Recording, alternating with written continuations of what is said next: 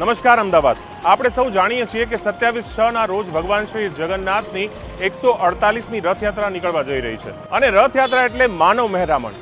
ભગવાનના એક દર્શન માટે લાખો લોકો આવે ત્યારે ગુજરાત પોલીસ લોકોની સુરક્ષા માટે વ્યવસ્થા ગોઠવે છે. તો આ રથયાત્રામાં સૌ ભક્તોને સુરક્ષિત રીતે ભગવાનના દર્શન થાય એ માટે આપણે અમુક સાવચેતી રાખવા જણાવવા માંગીએ છીએ. જો તમે આવી ભીડમાં ફસાઈ જાવ છો તો શું કરશો? સ્ટેપ 1, આસપાસમાં બહાર નીકળવાના રસ્તાઓ પહેલાથી જ જાણી લેવા. સ્ટેપ 2, ગભરાશો નહીં, બૂમો પાડશો નહીં, તમારી ઉર્જા બચાવી રાખો.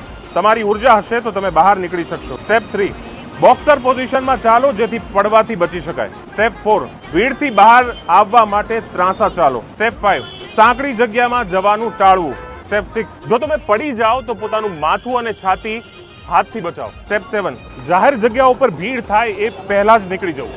તો ચાલો આ સૂચનાઓનો અમલ કરીએ અને સુરક્ષિત રહીએ. જય જગન્નાથ.